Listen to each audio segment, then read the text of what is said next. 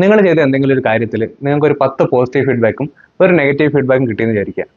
ഈ 10 പോസിറ്റീവ് ഫീഡ്ബാക്കിനെക്കാളും നിങ്ങളുടെ മനസ്സിൽ കൂടുതൽ തങ്ങി നിൽക്കാൻ പോകുന്നത് ഒരൊറ്റ ഫീഡ്ബാക്ക് ആയിരിക്കും. അത് പറഞ്ഞ ആളുടെ ആ സമയത്തെ ടോൺ, ആ സമയത്തെ ഫേഷ്യൽ എക്സ്പ്രഷൻ, അയാൾ പറഞ്ഞ ആ മൊമെന്റ്, ആ എക്സാക്ട് വേർഡ്സ്, അതൊക്കെ നമ്മുടെ മനസ്സിൽ അങ്ങനെ തങ്ങി നിൽക്കും. പിന്നെ നമ്മൾ വെറുതെ ഇരിക്കുമ്പോഴും നമ്മൾ പല്ല് കേൾക്കുമ്പോഴും കുളിക്കുമ്പോഴും ഒക്കെ നമ്മുടെ മൈൻഡിലേക്ക് അത് പിന്നെയും പിന്നെയും വന്നുകൊണ്ടിരിക്കും. നിങ്ങളുടെ ലൈഫിൽ ഇങ്ങനെ എക്സ്പീരിയൻസ് ഉള്ള ആളാണെങ്കിൽ ആദ്യം തന്നെ പറഞ്ഞുകൊണ്ട് തുടങ്ങാം, ഇത് നിങ്ങളുടെ മാത്രം ഒരു പ്രശ്നമല്ല, ഇതിന് ബയോളജിക്കലായിട്ടും എവല്യൂഷണറി ആയിട്ടും സൈക്കോളജിക്കലായിട്ടും കുറച്ച് റീസൺസ് ഉണ്ട്.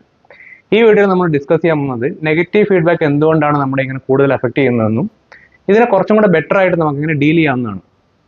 പക്ഷേ നമ്മൾ വീഡിയോ തുടങ്ങുന്നതിന് മുന്നേ നമ്മളൊരു കാര്യം ആദ്യം ക്ലാരിഫൈ ചെയ്യണം. എന്താണ് ഒരു നെഗറ്റീവ് ഫീഡ്ബാക്ക് അല്ലെങ്കിൽ എന്താണ് ഒരു നെഗറ്റീവ് കമൻറ്റ്? നമുക്ക് ഫീഡ്ബാക്കിനെ പല രീതിയിൽ ക്ലാസിഫൈ ചെയ്യാം. നമുക്കതിന് ഇന്റേണൽ, എക്സ്റ്റേണൽ, അല്ലെങ്കിൽ കൺസ്ട്രക്റ്റീവ്, ഡിസ്ട്രക്റ്റീവ്, അല്ലെങ്കിൽ ഐഡന്റിറ്റി ഫോക്കസ്ഡ്, ടാസ്ക് ഫോക്കസ്ഡ്, അങ്ങനെ പല രീതിയിൽ ക്ലാസിഫൈ ചെയ്യാം. പക്ഷേ പ്രശ്നം എന്താണെന്ന് വെച്ച് കഴിഞ്ഞാൽ നമുക്കൊരു ഫീഡ്ബാക്കിനെ ഇത് നെഗറ്റീവാണ് അല്ലെങ്കിൽ പോസിറ്റീവ് ആണെന്ന് അങ്ങനെ ബ്ലാക്ക് ആൻഡ് വൈറ്റിൽ ക്ലാസിഫൈ ചെയ്യാൻ പറ്റില്ല. അത് റിസീവ് ചെയ്യുന്ന ആളുടെ പെർസ്പെക്റ്റീവിനനുസരിച്ച് മാറിക്കൊണ്ടിരിക്കും. ഫോർ എക്സാമ്പിൾ, ഞാൻ എൻ്റെ കൂടെ വർക്ക് ചെയ്യുന്ന ഒരാൾക്ക് കൺസ്ട്രക്റ്റീവ് ആണെന്ന് കരുതി ഒരു ഫീഡ്ബാക്ക് കൊടുക്കുന്ന സമയത്ത് അയാൾക്കത് കൺസ്ട്രക്റ്റീവ് ആയിട്ട് തോന്നണമെന്നില്ല, അയാൾക്ക് ചിലപ്പോൾ ഡിസ്ട്രക്റ്റീവ് ആയിട്ടായിരിക്കും തോന്നുന്നത്. അപ്പോൾ നമ്മൾ ഈ വീഡിയോയിൽ ഈ ഫീഡ്ബാക്കിനെ ആ ഫീഡ്ബാക്കിന്റെ റിസീവിങ് എൻഡിൽ ആരാണോ ഉള്ളത് അയാളുടെ പെർസ്പെക്റ്റീവിലാണ് നോക്കുന്നത്. അയാൾക്കത് നെഗറ്റീവായിട്ടാണ് തോന്നുന്നതെങ്കിൽ അതൊരു നെഗറ്റീവ് കമന്റ് ആണ്, അയാൾക്കത് പോസിറ്റീവായിട്ടാണ് തോന്നുന്നെങ്കിൽ അതൊരു പോസിറ്റീവ് കമന്റ് ആണ്. ഇനി നമുക്ക് വീഡിയോയിലേക്ക് കിടക്കാം. ജസ്റ്റ് ഇമാജിൻ ചെയ്യുക, നമ്മുടെ ആൻസസ്റ്റേഴ്സ് ഇങ്ങനെ കാട്ടിലൂടെ നടന്നുകൊണ്ടിരിക്കുകയാണ്. അപ്പോൾ ഓപ്പോസിറ്റ് ആൾ വന്നിട്ട് പറയുകയാണ്, അവർക്കൊരു ഇൻഫർമേഷൻ കൊടുക്കുകയാണ്, മുന്നിലോട്ടുള്ള വഴി ഭയങ്കര സേഫാണ്. അപ്പോൾ ഈ ഇൻഫർമേഷൻ ഇവർ പ്രോസസ്സ് ചെയ്താലും ഇല്ലെങ്കിലും ഇതിനെ ഇഗ്നോർ ചെയ്ത് കഴിഞ്ഞാലും ഇവർക്ക് പ്രത്യേകിച്ചൊന്നും സംഭവിക്കാൻ പോകുന്നില്ല. പക്ഷേ അതേസമയം അവർക്ക് കിട്ടുന്ന ഇൻഫർമേഷൻ, മുന്നിലൊരു പ്രിഡേറ്റർ ഉണ്ട്, അവിടെ ഒരു പുലി അല്ലെങ്കിൽ സിംഹം ഉണ്ട് എന്നാണെങ്കിൽ അവർക്ക് അതിനു വേണ്ടി പ്രിപ്പയർ ചെയ്യുകയാണ് ചെയ്യേണ്ടത്. അപ്പോൾ നമ്മുടെ ബ്രെയിൻ ഒരു സിമ്പിൾ റൂൾ ഇവോൾവ് ചെയ്ത് വെച്ചിട്ടുണ്ട്, നെഗറ്റീവ് ഇൻഫർമേഷന് കൂടുതൽ ഇമ്പോർട്ടൻസ് കൊടുക്കണം. സൈക്കോളജി ഇതിനെ നെഗറ്റിവിറ്റി ബയസ് എന്നാണ് പറയുന്നത്. നമ്മുടെ നെഗറ്റീവ് എക്സ്പീരിയൻസസ് നമ്മുടെ മൈൻഡ് ഫാസ്റ്റായിട്ട് പ്രോസസ്സ് ചെയ്യും, ഡീപ്പായിട്ട് സ്റ്റോർ ചെയ്യും, നമ്മളെ നല്ല ക്ലിയർ ആയിട്ട് നല്ല വിവിഡായിട്ട് അതിന് റീകോൾ ചെയ്യുകയും ചെയ്യും. ഇത് നമ്മൾ സെൻസിറ്റീവ് ആയതുകൊണ്ടല്ല നമുക്കിങ്ങനെ സംഭവിക്കുന്നത്, മറിച്ച് ഒരു നെഗറ്റീവ് ഇൻഫർമേഷന് നമ്മുടെ ബ്രെയിന് നമ്മുടെ സർവൈവലിന് വേണ്ടിയുള്ള ഒരു ത്രെട്ടായിട്ടാണ് കാണുന്നത്. നമ്മുടെ ബ്രെയിനിന് നമ്മൾ ഹാപ്പി ആയിരിക്കുന്നതിനേക്കാളും ഇമ്പോർട്ടൻ്റ് എന്ന് പറയുന്നത് നമ്മുടെ സർവൈവ് ചെയ്യുക എന്നുള്ളതാണ്. ബ്രെയിനിൽ അമിഗ്ഡല എന്ന് പറഞ്ഞിട്ടൊരു പാർട്ടുണ്ട്. ഈ പാർട്ട് നമ്മുടെ ഇമോഷൻ സെൻറ്റർ എന്നാണ് വിളിക്കുന്നത്. ഈ പാർട്ടാണ് നമ്മുടെ ഇമോഷൻസ് ആയ ആങ്സൈറ്റി, ഫിയർ, അല്ലെങ്കിൽ നമ്മുടെ ഫൈറ്റ് ഓർ ഫ്ലൈറ്റ് റെസ്പോൺസസ് ഇതൊക്കെ ആയിട്ട് ഡീൽ ചെയ്യുന്നത്. ഈ അമിഗ്ഡലയുടെ ഒരു പണിയാണ് ത്രെട്ട് ഡിറ്റക്ട് ചെയ്യുക എന്നുള്ളത്. പക്ഷേ ഈ സാധനത്തിൻ്റെ പ്രശ്നം എന്താണെന്ന് വെച്ച് കഴിഞ്ഞാൽ ഇതിന് സോഷ്യൽ ഡേഞ്ചർ ഏതാണ്, ഫിസിക്കൽ ഡേഞ്ചർ ഏതാണെന്ന് ഡിഫറൻഷിയേറ്റ് ചെയ്യാൻ അറിയില്ല. അപ്പം നമുക്ക് ആരെങ്കിലും ഒരു ക്രിറ്റിസിസം തരികയാണെങ്കിൽ നമ്മുടെ മൈൻഡ് പറയും, അപ്പം നമ്മുടെ മൂഡ് ചേഞ്ച് ചെയ്യും, നമ്മുടെ ഹാർട്ട് റേറ്റ് കൂടും, നമ്മൾ അതിനനുസരിച്ച് റെസ്പോണ്ട് ചെയ്യാൻ തുടങ്ങും. ഫോർ എക്സാമ്പിൾ, നമ്മളോട് നമ്മുടെ കൊളീഗ് പറയുകയാണ്, you could have done this better എന്ന് പറഞ്ഞു കഴിഞ്ഞാൽ ഇത് എന്താണ്, ബേസിക്കലി ഇതൊരു നോർമൽ ഫീഡ്ബാക്ക് ആണ്.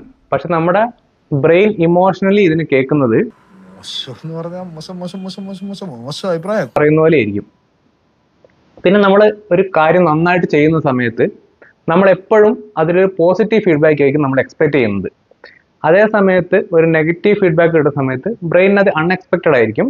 അൺഎക്സ്പെക്റ്റഡ് ആയിട്ടുള്ള ഇൻഫർമേഷന് ഒരു കൂടുതൽ അറ്റൻഷൻ നമ്മുടെ ബ്രെയിന് കൊടുക്കും. പിന്നെ നമ്മുടെ മെമ്മറി ഫങ്ഷൻ ചെയ്യുന്നത് നമ്മുടെ ലൈഫ് ഈവൻസിന് അതൊരു ഈവൻ ആയിട്ടല്ല റെക്കോർഡ് ചെയ്യുന്നത്, മറിച്ച് അതൊരു ഹൈലൈറ്റർ പോലെയാണ് നമ്മുടെ മെമ്മറി വർക്ക് ചെയ്യുന്നത്. നമ്മുടെ ഡീപ്പ് ഇമോഷൻസ് ആയിട്ടുള്ള, സ്ട്രോങ് ഇമോഷൻസ് ആയിട്ടുള്ള നമ്മുടെ anxiety, fear, self doubt, shame, ഇങ്ങനത്തെ ഇമോഷൻസുമായിട്ട് കണക്ട് ആയിട്ടുള്ള ഇൻസിഡൻസ് നമ്മുടെ മൈൻഡിൽ ഡീപ്പായിട്ട് സ്റ്റോർ ചെയ്തിരിക്കും. ഈ ഇമോഷൻസ് ബ്രെയിനിനെ സിഗ്നൽ ചെയ്യും, this is important, remember this എന്ന്. ഇങ്ങനെ നെഗറ്റീവ് എക്സ്പീരിയൻസിനെ ഡീപ്പായിട്ട് സ്റ്റോർ ചെയ്യുന്നതുകൊണ്ടാണ് നമ്മൾ ഒരുപാട് വർഷങ്ങൾക്ക് മുമ്പ് നമുക്ക് ഉണ്ടായ ഒരു നെഗറ്റീവ് എക്സ്പീരിയൻസിനെ നമുക്ക് ഇപ്പോഴും ഓർത്തിരിക്കാൻ പറ്റുന്നതും നമ്മുടെ ഡെയിലി ലൈഫിൽ ഓർഡിനറി ആയിട്ടും പോസിറ്റീവായിട്ടും നടക്കുന്ന സാധാരണ കാര്യങ്ങളെ നമ്മൾ ഒഴിവാക്കി അല്ലെങ്കിൽ മറന്നു കളയുന്നതും. ഇനി അടുത്ത കാര്യം, നമുക്ക് ആരെങ്കിലും ഒരു കോംപ്ലിമെന്റ് തരുന്ന സമയത്ത് നമ്മുടെ മൈൻഡ് ആദ്യം വിചാരിക്കുന്നത് they are just being nice അല്ലെങ്കിൽ they are just being polite എന്നായിരിക്കും. പക്ഷെ അതേസമയം നമുക്കൊരു ക്രിറ്റിസിസം കിട്ടുന്ന സമയത്ത് നമ്മുടെ മൈൻഡിൽ തോന്നും may be this is true. For example, നമ്മളൊരു സാധനം ഓൺലൈനായിട്ട് പർച്ചേസ് ചെയ്യാൻ നിൽക്കുകയാണെങ്കിൽ നമ്മൾ ആദ്യം പോയി നോക്കുന്നത് അതിൻ്റെ നെഗറ്റീവ് കമൻസ് ആയിരിക്കും അല്ലെങ്കിൽ നെഗറ്റീവ് റിവ്യൂസ് ആയിരിക്കും.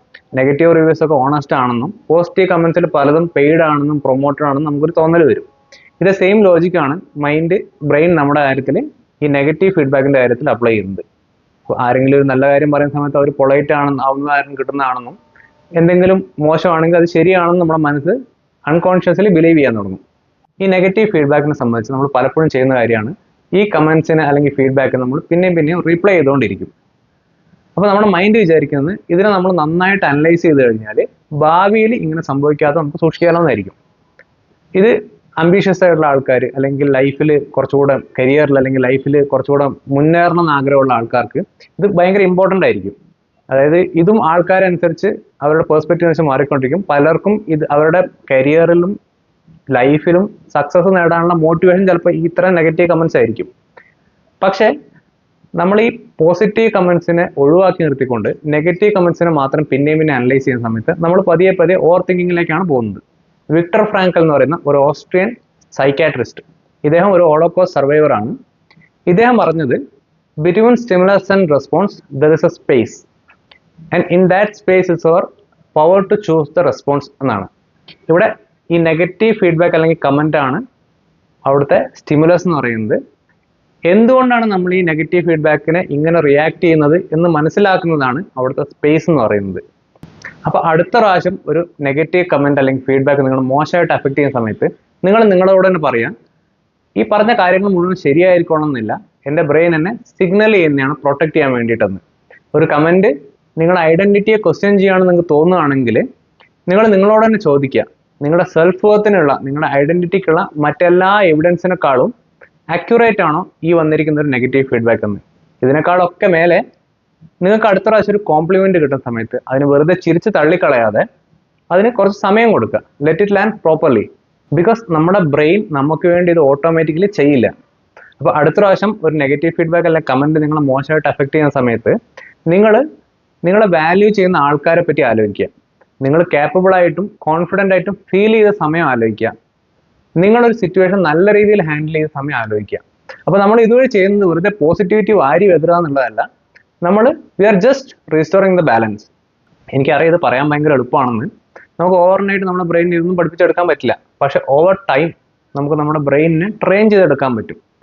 അത് മനസ്സിലാക്കുന്നിടത്താണ് നമ്മുടെ ആ ചേഞ്ച് സ്റ്റാർട്ട് ചെയ്യുന്നത്. വീഡിയോ അവസാനിപ്പിക്കുന്നതിന് മുന്നേ ഒരു കാര്യം കൂടി പറയട്ടെ. എനിക്കറിയാം ഇതൊരു കംപ്ലീറ്റ്ലി ജനറലൈസ് ചെയ്യാൻ പറ്റാത്ത ടോപ്പിക്കാണെന്നുള്ളത്.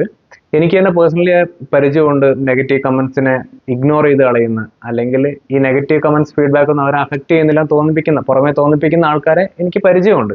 പക്ഷേ ഞാൻ ഈ വീഡിയോ ചെയ്യാനുള്ള കാരണം ഇതിൽ പറഞ്ഞ പല കാര്യങ്ങളും എനിക്ക് റിലേറ്റബിൾ ആണ്. ഞാൻ എൻ്റെ കുറച്ച് ഫ്രണ്ട്സിനോട് സംസാരിച്ച സമയത്ത് അവരിൽ പലർക്കും ഇതിലെ പല കാര്യങ്ങളും റിലേറ്റബിൾ ആണ്.